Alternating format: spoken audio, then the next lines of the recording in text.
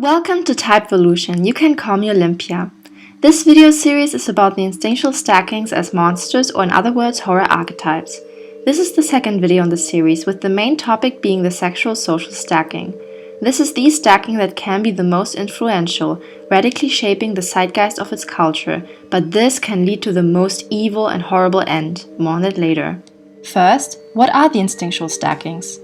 The instinctual stackings derive from the personality theory of the three instincts, which is most notably mentioned in the enneagram. The three instincts are self-preservation, sexual, and social, and abbreviated as SP, SX, and SO.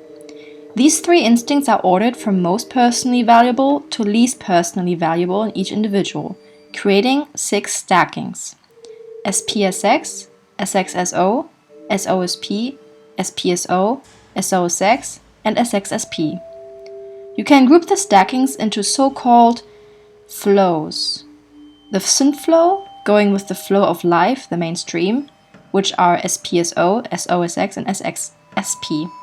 Or contraflow, going against the flow of life, SPSX, SXSO, and SOSP. I recommend you to watch my previous videos about the instincts, which I also call drives because they drive us deep down, before continuing with this video. Second, what do I mean by horror archetypes? Across world literature, art, folklore, and other tales in media, you can come across several archetypal characters that represent different parts and aspects of the human psyche in its most glorious and most despicable forms. I decided to focus on the monsters, or horror archetypes, that represent the dark essences of the instinctual stackings. We all have a monster awake or asleep inside of us, at the bottom of the ocean of our consciousness. When we become mentally unhealthy, the monster awakes and creates destruction, chaos, and death in our lives, and at worst, also the lives of others. This inner monster is symbolically represented by horror or dark archetypes in our tales. Monsters are typically very instinctually driven, hence I found the connection between monster archetypes and instinctual stackings the most fitting. Without further ado, let's get to the SXSO's dark side. According to current theory, the sexual instinct developed after the self-preservation instinct. First, a species needs to be able to ensure and secure its preservation and survival. Afterwards, the species is able to find a mate and procreate. After that, social governments and rules enable the structuring of the ever-growing society. In the case of SXSO, the primordial self-preservation instinct is preferably ignored and the movement is contraflow, making this stacking one of the most ungrounded and least human. Differently from the dark SPSX stacking, which tends to be animalistic rather than human, the SXSO stacking is disconnected from earthly living and connected to the higher heavens, almost celestial. However, the sexual instinct, the desire to attract, procreate, transform, and so forth, as well as the social instinct, wanting to make a difference in society and developing friendship bonds, ties the stacking to the human world. This stacking is paradoxically both inhuman but also quite dependent on human interactions to feel fulfilled. The sexual instinct bleeds into the social, making the SXSO stacking most visibly intense in the social sphere, often rallying others, sparking social movements. At its best, the SXSO stacking gathers social forces to lead their society into a new transformative paradigm for the good of all. However, at its worst, this stacking can have the grandest destructive outreach, bringing entire societies or social groups to ruin. Dark SXSO can be summarized as the Tempting Cultist. The dark SXSO individual will try to tempt others in succumbing to their influence and join their cult, which is often accompanied by the promise of sexually sinful or intense delights. The cult is typically a group of obsessive followers and/or a particular ideology. Now I give you examples of the monsters from the first unhealthy stage to the second to the third, the absolute worst. Stage 1 of darkness. At the first stage, the person tries to tempt their love interest and create or join an obsessive cult by twisted means. Doing so, they seize control over people, overstep boundaries, and use social pressure or darker manipulation tactics to make others yield to their temptation. However, their intentions can be good, but misguided. The person is able to acknowledge their errors and reform themselves. One example is Jack Skellington from The Nightmare Before Christmas. He is the Pumpkin King and leader of his Halloween town. He enters the first stage of darkness when he tries to overtake Christmas, however his intentions weren't mean-spirited.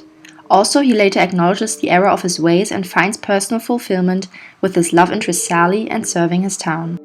Another example is Jareth, the Goblin King, from The Labyrinth, where he reigns over the goblins in his lands. Jareth steals the little brother of Sarah. Jareth continuously tries to tempt Sarah into forgetting about her brother by offering her deepest dreams and desires and even proclaims his love for her. But when she resists him until the end, he does let her go with her brother. Stage 2 of Darkness. At the second stage, the person also tries to acquire people of desire and grow their cult, but this starts to have a more destructive impact on others around them, or even on the very same people they try to tempt. People do not only get manipulated, but also emotionally or physically damaged. Despite this, the person is convinced of their ways and unwilling to change their dark methods. One example is V from V for Vendetta. He tries to tempt the English society to rebel against their corrupt government. His revolution has some good intentions behind it, making V border on the previous stage. However, V's methods are extremely explosive and psychologically damaging.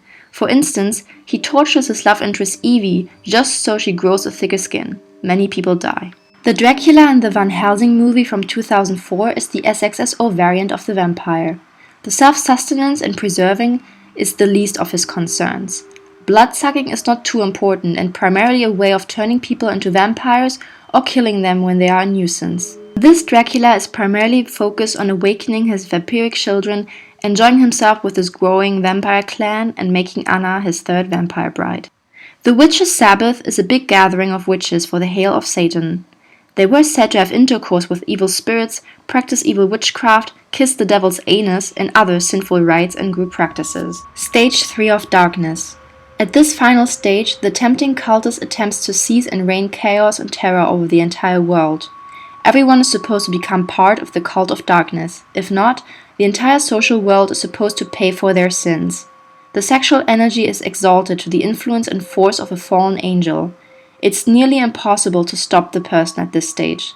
This is what most people know as the worldly and quintessential evil that leaves no one untouched. The devil is the pure manifestation of evil across the world. The Christian version of Satan is the fallen angel who was cast out from heaven to hell. There he reigns over all the sinners of existence, but first he likes to tempt everyone on earth so that they follow his cult of evil by promising them whatever they desire. The whore of Babylon is another symbol of temptation, sin, and overthrowing the righteous government of society, the mother of all horrible and evil. In Fritz Lang's movie Metropolis, she is represented by the artificial woman who tries to seduce every powerful man to join her evil plans of wreaking chaos over the entire city. Now we are at the end of the examples. Of course, this is not an exhaustive list. I selected certain monsters or archetypes over others because they were the most straightforward and primarily focused on the expression and nature of the instinctual drives. Though some examples might be relatable to you even if they do not have the same instinctual stacking as you, but just because they have the same enneagram type as you, so be aware of that. In that case, compare yourself to the other examples in this video. Do they also suit your horror side? Then you could also be the SXSO stacking. If not, then probably not. Don't be swayed too much by which monsters you like the most, but rather which ones seem most relatable to your own instinctual drives. Also, you should know that some monsters, such as the witch archetype, can span across several different stackings, based on the representation and the zeitgeist it originated from. So the archetype of the witch as a whole can be relatable to several stackings. At last, I want to point out that our inner monster awakes the more we fail to tend to our instincts. In the case of SXSO, first the sexual instinct and the social instinct got out of hand and the needs could not be met. The person's instinctual being is suffering. The more so, the worse the monster will be. The only way to prevent this from happening or to reverse the process is to meet the needs of the instincts. I go more in detail with this in my previous videos and probably future videos to come. Okay, so there was that. I hope you enjoyed the video. If you did, please like, share and subscribe. Bye!